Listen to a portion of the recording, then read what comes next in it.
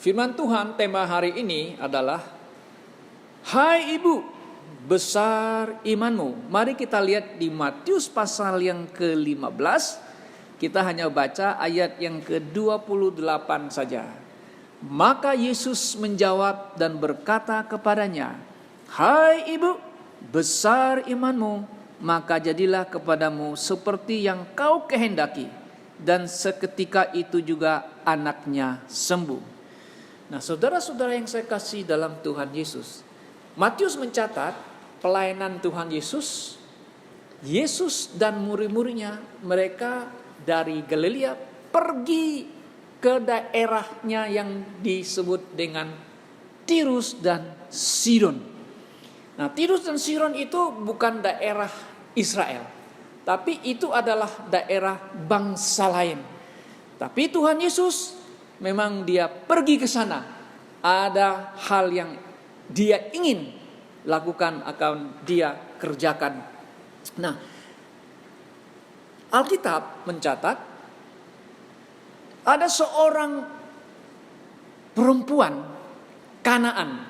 Kalau saudara baca di dalam ayat yang pertama di pasal yang ke-15, Matius 15, pasal 15 ayat yang ke-21, saudara perhatikan, di situ datanglah seorang perempuan Kanaan dari daerah itu dan berseru, Kasihanilah aku, ya Tuhan, anak Daud, karena anakku perempuan kerasukan setan dan sangat menderita. Nah, perempuan Kanaan ini bukan orang Israel, ya sudah jelas dia perempuan Kanaan. Dia bangsa lain. Tapi dia mendengar bahwa Yesus berada di daerahnya, di wilayah Sidon dan Tirus. Sebagai seorang ibu, saudara-saudara, melihat putrinya sangat menderita karena dikuasai oleh roh jahat. Bagaimana kita bisa bisa merasakan ya, atau melihat seorang ibu ini, dia tidak tega melihat anaknya menderita. Mungkin juga dia sudah memanggil orang untuk menolong anaknya. Mungkin juga panggil orang-orang yang pintar menyembuhkan, tapi tidak menyelesaikan problemnya. Nah, maka dia mendengar Yesus datang ke daerahnya. Nah, Alkitab mencatat, maka dia pergi mau berjumpa dengan Tuhan Yesus, mau minta pertolongan dari Tuhan Yesus. Nah, di sini kita perhatikan perempuan ini dia hanya minta belas kasihan. Saudara lihat di dalam ayat yang ke-22, dia mengatakan, "Kasihanilah aku." Dia panggil Yesus itu Tuhan, dan dia mengatakan lagi, "Anak Daud, karena anakku perempuan kerasukan setan dan sangat menderita." Tadi ayat yang ke-23, tapi Yesus sama sekali tidak menjawabnya. Lalu murid-muridnya datang dan meminta kepadanya, "Suruhlah dia pergi dan mengikuti." Yang ia pergi, ia mengikuti kita dengan berteriak-teriak. Saudara lihat penyataan wanita ini ya. Dia memandang Yesus, dia memanggil Yesus itu Tuhan. Dan kemudian penyataannya lagi, dia memanggil Yesus anak Daud.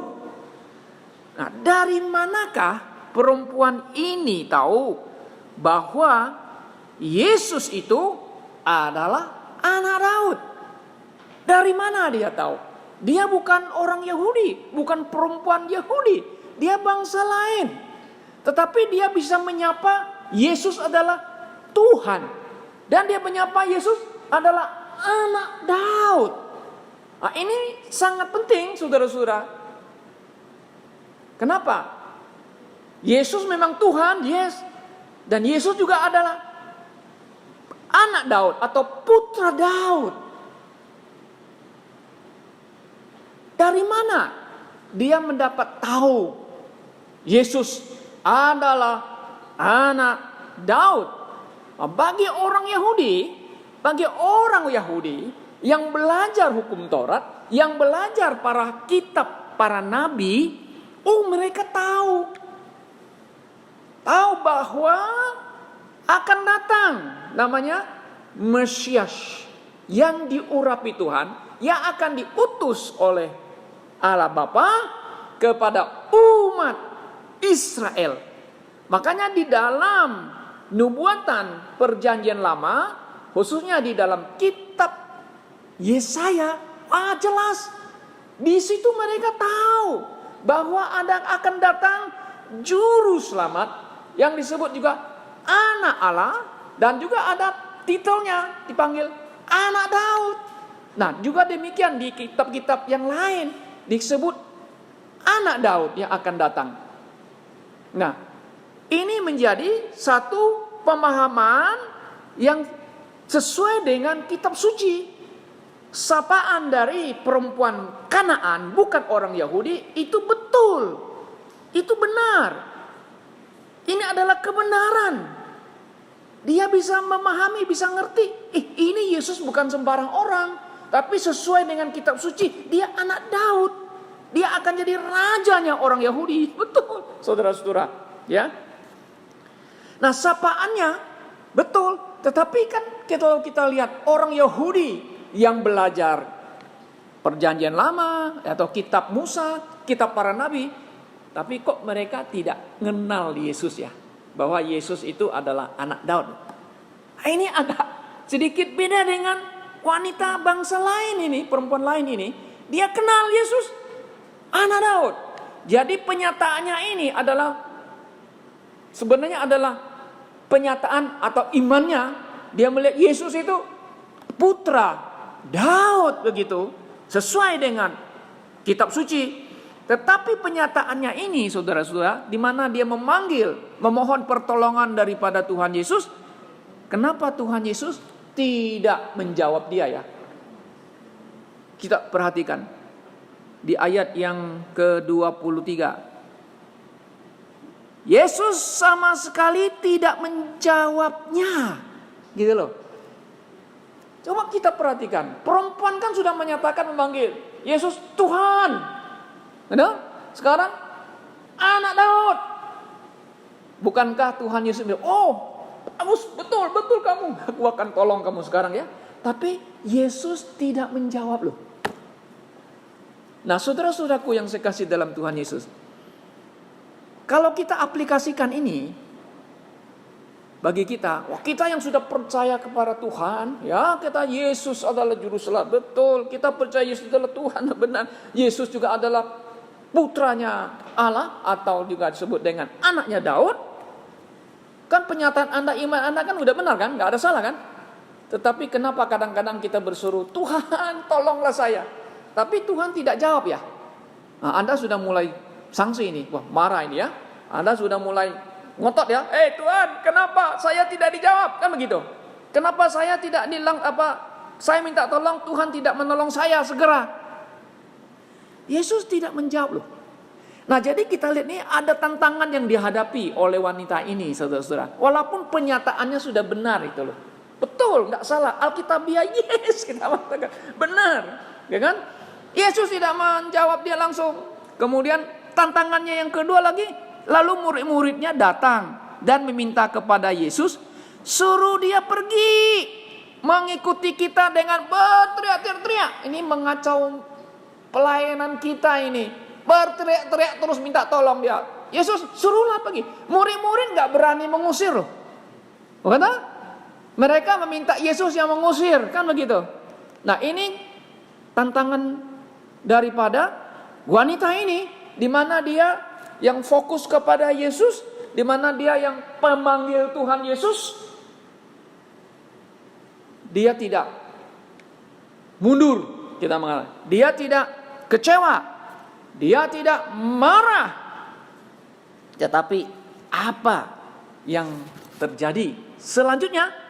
Nah, saudara-saudara, sekalipun Yesus tidak menjawab dia, sekalipun ada tantangan dari murid-muridnya suruh dia pergi, lalu ini Yesus yang menjawab. Ayat 24. Begini jawab Yesus, Aku diutus hanya kepada domba-domba yang hilang dari umat Israel. Itu Yesus jawab. Wanita itu dengar, yes. Semua murid-murid dengar, yes. Yesus diutus untuk bangsa mana? Untuk bangsa apa? Ya untuk Israel. Kalau saudara membaca di Yohanes pasal 1 jelas. Dia datang kepada siapa? Milik. Disebut miliknya loh. Tapi ada ayat yang selanjutnya. Tetapi miliknya, kepunyaannya menolak dia.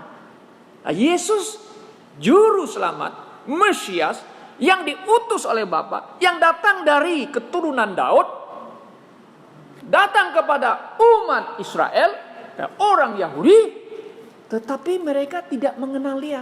Bahkan mereka menolak dia. Kan begitu. Makanya Yesus mengatakan, aku diutus hanya kepada domba-domba yang hilang dari umat Israel. Wah, orang Yahudi kan senang. Wah, itulah. Lihat, Yesus kami kan datang kan untuk kami kan. Tapi lu yang menolak dia dong. Dia menolak, you menolak dong. Ya kan? Nah, saudara-saudara yang kasih dalam Tuhan Yesus. Tapi wanita ini tidak mundur. Memang dia bukan orang Yahudi. Dia bukan keturunan orang Israel. Dan ibu ini, dia faham, dia ngerti. Memang saya bukan orang Yahudi, saya bukan orang pilihan. Tapi dia tahu, Yesus itu putra Daud. Dia tahu Yesus adalah yang akan jadi raja. Ya, tentu raja yang bagaimana? Ya, raja yang paling adil dong, yang paling murah hati.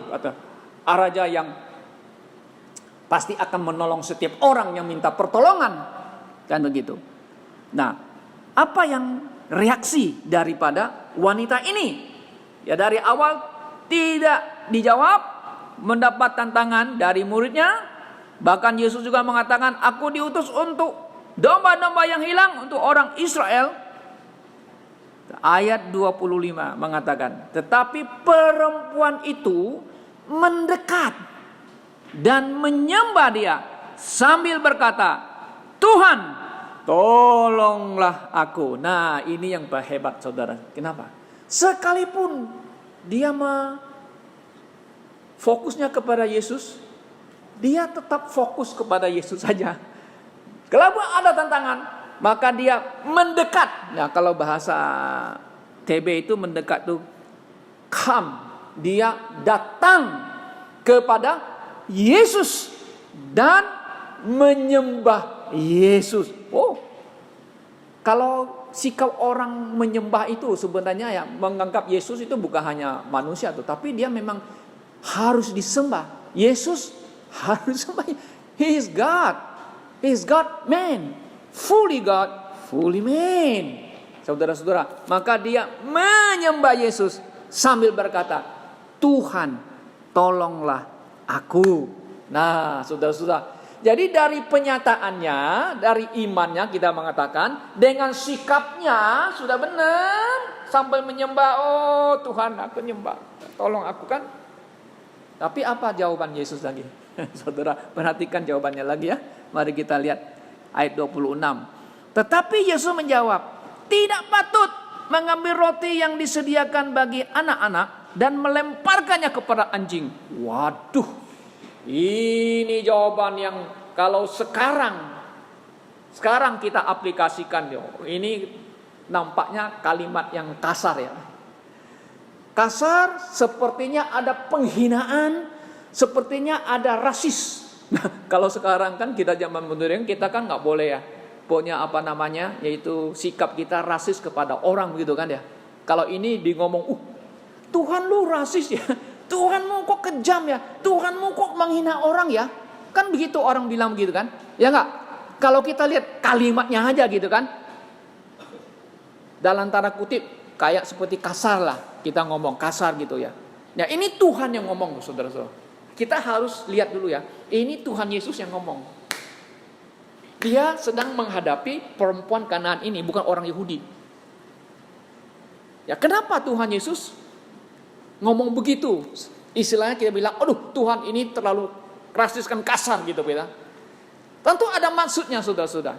Nah, sebenarnya kalau kita perhatikan di dalam konteksnya ini, saudara, Tuhan tidak menghina dia. Tuhan tidak menunjukkan rasis sebenarnya, seperti yang kita pahami sekarang. Dan melecehkan wanita ini. Tidak, saudara-saudara.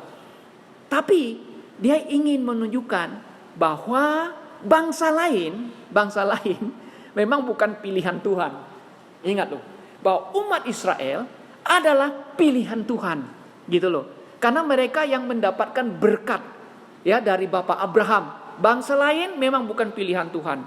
Tetapi Tuhan juga sudah berjanji kepada Abraham, siapa yang memberkati Abraham akan diberkati. Yang mengutuk Abraham akan dikutuk. Dan dari Abraham semua bangsa akan mendapat apa? Berkat. Berkatnya dari mana? Keturunannya yang mana? Yang kemudian terus turun-turun itu, yang si tunggal itu. Itulah Yesus Kristus yang lahir dari keturunan daripada Raja Daud. Itu loh. Nah, saudara, dari bagian konten ini saya melihat Yesus hanya mau melihat reaksi perempuan ini, dan Tuhan Yesus mau lihat menguji penyataannya. Benar nggak you panggil aku Daud? Apa you mundur? Apa you mau balik? Gitu loh. Tuhan mau melihat penyataannya.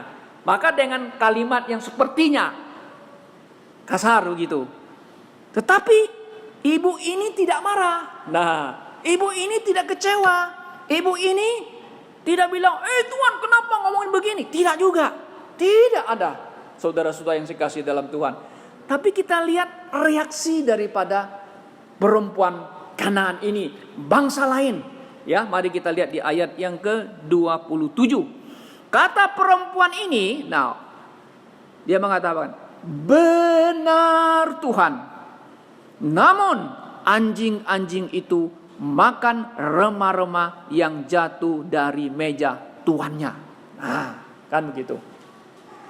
Kalau kita lihat pernyataan Tuhan Yesus mengatakan, tidak patut mengambil roti yang disediakan untuk anak langsung lempar ke anjing. Itu bahasa kasarnya kan, lempar kan. Saudara-saudara, kalau kita makan-makan banyak di meja yang kita punya anjing, apa saudara langsung ambil makanan itu langsung lempar ke anjing? Kan enggak juga kan? Ya, ini biasanya kalau orang makan, ada anak-anak makan di meja, wah makan yang kuat. Kadang-kadang ada remah-remah yang jatuh ya. Ke anak-anak kan ya, kalau makan, wah makan enak, ada jatuh jadi ikut. Itu yang dimakan oleh anjing. Nah, ibu ini mengatakan betul. Betul dalam arti apa? Saya bukan bangsa pilihan. Saya bukan keturunan daripada Bapak Abraham yang 12 suku itu. Bukan. Saya bangsa lain. Saya di luar orang Yahudi, di luar orang Israel. Tapi Tuhan Yesus di sini mau menunjukkan apa tahu nggak? Bahwa bangsa yang lain itu bisa menjadi the Commonwealth of Israel.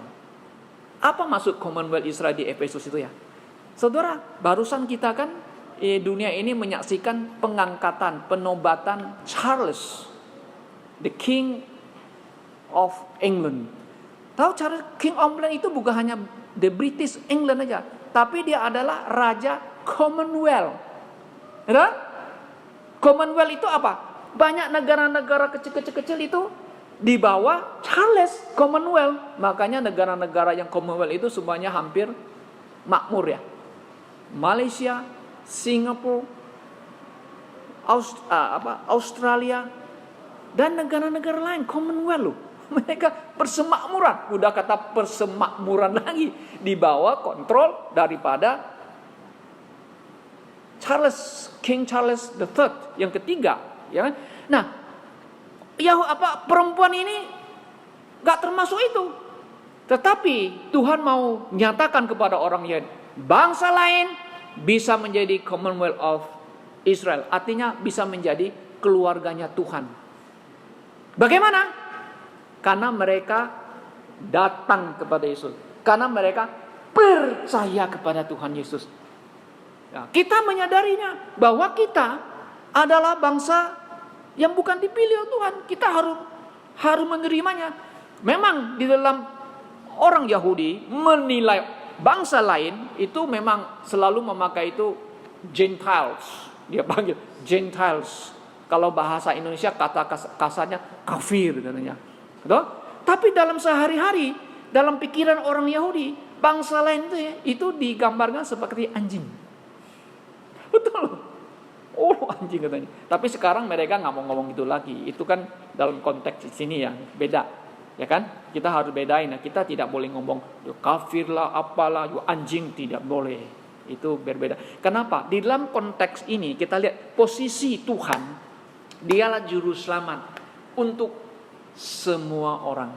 Ingin memberitahukan kepada orang jadi Yahudi bahwa bangsa lain bisa menjadi anak-anak Allah, bisa menjadi orang yang percaya kepada Tuhan.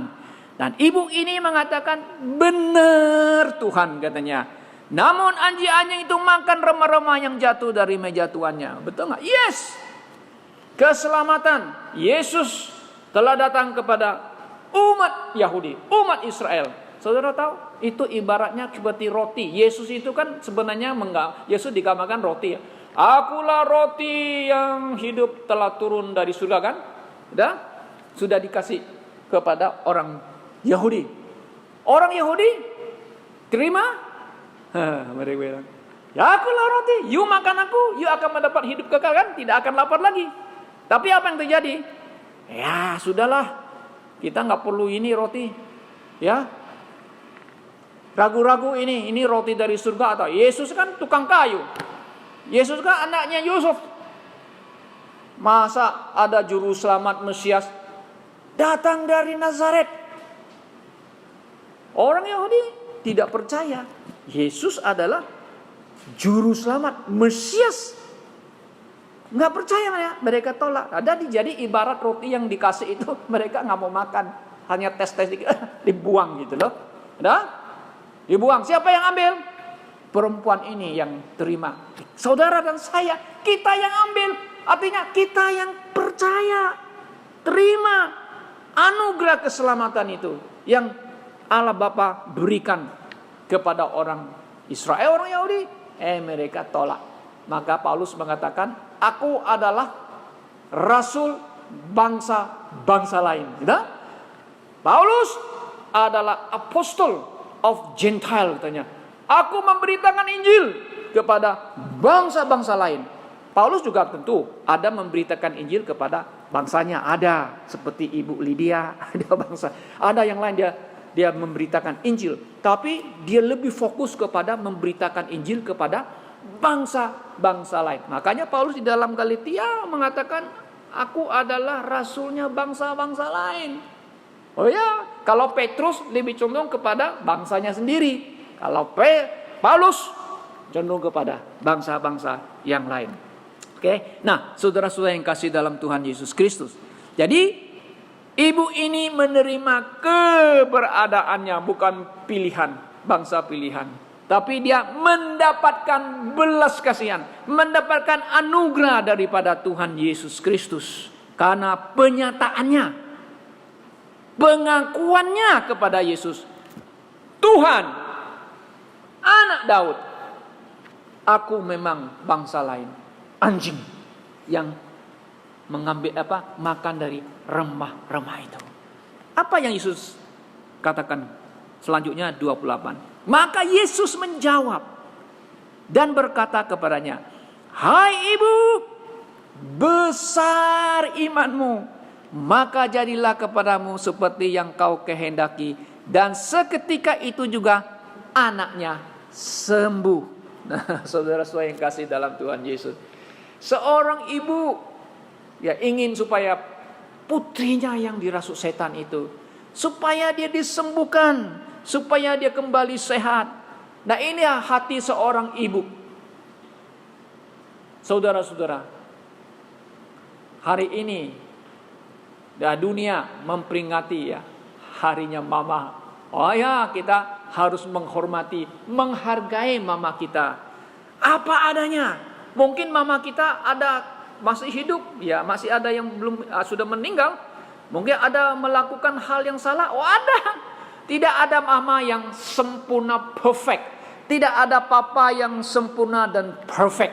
Tapi Alkitab mengatakan mereka mendidik dia sesuai dengan apa yang mereka lakukan menurut mereka yang baik.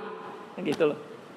Nggak ada papa mama yang tanda kutip ya istilah jahat. Ya mungkin ada juga segelintir orang bapak yang jahat jual anaknya jadi pelacur. Mungkin ada mama juga, mungkin ada cerita begitu. Tapi pada umumnya mama yang baik sesuai dengan kitab suci adalah mama yang care kepada keluarganya. Ya, kalau kita lihat di Amsal kan pasal yang ke-30 atau 3 berapa itu. Wah, seorang ibu yang betul-betul care kepada keluarganya, suaminya, anak-anaknya. Nah, saudara-saudara yang kasih dalam Tuhan Yesus Kristus. Kita kembali ke cerita ini. Yesus memuji dia. Kenapa? Yesus mengatakan, "Hai ibu, besar imanmu." Kalau saudara membaca ya, keempat Injil ini pernah nggak Yesus bertemu dengan orang Yahudi yang mengatakan, "Hebat, besar imanmu." Tetapi bangsa yang lain yang memiliki iman ini, iman yang bagaimana? Iman yang benar. Kenapa? Karena dia melihat Yesus adalah Tuhan, Yesus adalah anak Daud, gitu? Dan Yesus apa lagi? Memang dia adalah yang bisa menyembuhkan, ya, memberikan kemenangan bagi setiap orang yang datang berseru kepada Tuhan Yesus Kristus. Oh ibu, besar imanmu. Maka apa yang terjadi? Putrinya itu seketika itu juga disembuhkan. Dan dia menjadi seorang perempuan yang sehat kembali. Nah saudara-saudara yang kasih dalam Tuhan, apa yang bisa kita petik pelajaran pada hari ini? Kita jangan meremehkan ibu-ibu kita, ya. Kita juga jangan meremehkan perempuan-perempuan. Memang kalau kita lihat perempuan-perempuan di dalam sistem tata cara ibadah orang Yahudi, mereka tidak diberikan posisi ya menjadi orang yang menjadi seperti imam, ya kan? Tidak ada jabatan yang diberikan kepada mereka. Tetapi saudara-saudara, kalau kita lihat di dalam Perjanjian Lama, Tuhan juga memakai mereka loh. Ya kan? Deborah itu nabiya yang hebat menjadi hakim. Kenapa? Karena tidak ada lagi yang laki-laki yang mau jadi hakim. Oke, aku ngangkat perempuan jadi hakim. Tapi bukan imam, bukan imam ya, bukan priest ya. Tapi itu hakim, beda. Hakim yang menghakimi. Ya, kalau you salah gini ya, oke, hakim itu. Nah, banyak lagi perempuan yang di bangsa-bangsa lain juga yang Tuhan pakai, yang mempunyai iman yang hebat. Nah, mari kita lihat. Saya sudah khotbahkan ya kemarin ya mengenai Ruth. Saudara tahu Ruth? Ruth bangsa lain. Dia bangsa Moab. Dia pergi dengan mertunya balik ke Israel. Dia mengatakan, Tuhanmu, Tuhanku. Bangsamu, bangsaku. Ini juga pernyataan iman, saudara. Ya, you sembah Yehova? Oke, aku ikut. Aku percaya Yehova. Ada? Makanya Ruth itu menjadi wanita bangsa lain yang punya moral yang baik di masyarakat orang Yahudi, dan orang semua tahu, itu mantunya ini Naomi ini sudah dikenal baik. Makanya akhirnya dia ditebus oleh Boaz menjadi istrinya, dan kemudian lahirlah dari keturunan inilah Naomi itu kemudian lahirlah Raja Daud. Dari keturunan siapa? Ruth. Ruth itu bangsa kafir, bangsa lain yang tidak kenal Tuhan. Tapi karena imannya, dia percaya kepada Yehova, ya, artinya Allahnya Naomi, mertuanya, dia percaya. Nah, sudah ada lagi yang lain seperti wanita-wanita yang hebat ya. ya Hana, ya wanita yang Tuhan pakai melahirkan Samuel menjadi nabi yang hebat. Kemudian Esther di Babelonia, Tuhan pakai dia untuk menyelamatkan umat Yahudi yang ingin dibasmi oleh si jahat itu, si Haman ya. Dia akan membuat satu aturan mau membunuh, membinasakan, menghancurkan orang-orang Yahudi di Babelonia. Nah, banyak lagi perempuan yang hebat dipakai Tuhan, ya, dipuji oleh Tuhan.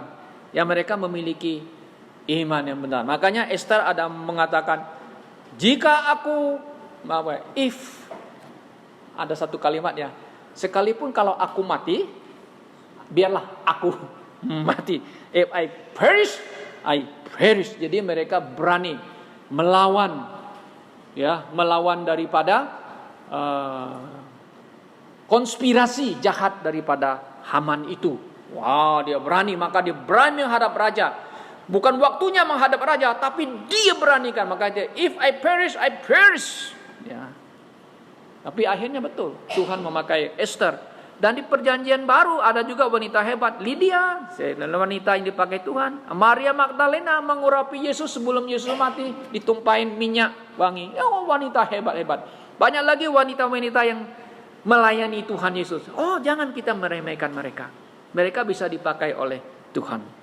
Nah, jadi saudara-saudaraku kasih dalam Tuhan Yesus, kita bangsa lain, kita yang menerima kasih karunia daripada Tuhan melalui Yesus Kristus, sehingga saudara dan saya kita bisa diselamatkan. Kenapa? Karena percaya kepada Yesus adalah Tuhan juru selamat. Memang Yesus adalah anaknya Daud, betul. Satu hari dia akan datang, dia akan menjadi raja orang Yahudi seperti yang ditulis oleh Pilatus. Ini adalah raja orang Yahudi dalam 3 bahasa. Oh iya, nanti dia akan datang menjadi rajanya orang Yahudi dan raja segala raja. Saudara-saudara yang saya kasih dalam Tuhan Yesus Kristus. Nah, wanita ini memohon kepada Tuhan Yesus, walaupun mendapatkan tantangan yang berat, tapi akhirnya dia menyaksikan bahwa Tuhan menolong dia dan anaknya sembuh kembali.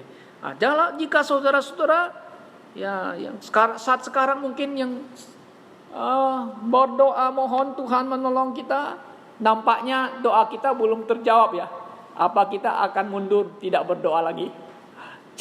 Ini satu pelajaran yang baik bagi kita. Seperti ibu ini, dia persisten artinya terus datang kepada Tuhan Yesus. Tidak mundur, ya, tidak mundur. Sekalipun kita berdoa tidak dijawab, mungkin Tuhan bilang, wait, nanti dulu ya, ada waktunya Tuhan akan menjawab. Mungkin ada juga permintaan kita yang Tuhan tidak kabulkan karena kita salah minta. Ya, kita minta hanya mau memenuhi hasrat kita, bukan kehendak Tuhan. Ya, kiranya Tuhan menolong kita pada saat ini ya. Biarlah pelajaran ini menjadi satu pelajaran bagi kita. Mari kita senantiasa mendekat kepada Tuhan, kita berharap kepada Tuhan, karena dialah harapan kita dan dialah yang akan menjawab doa kita. Mari kita berdoa.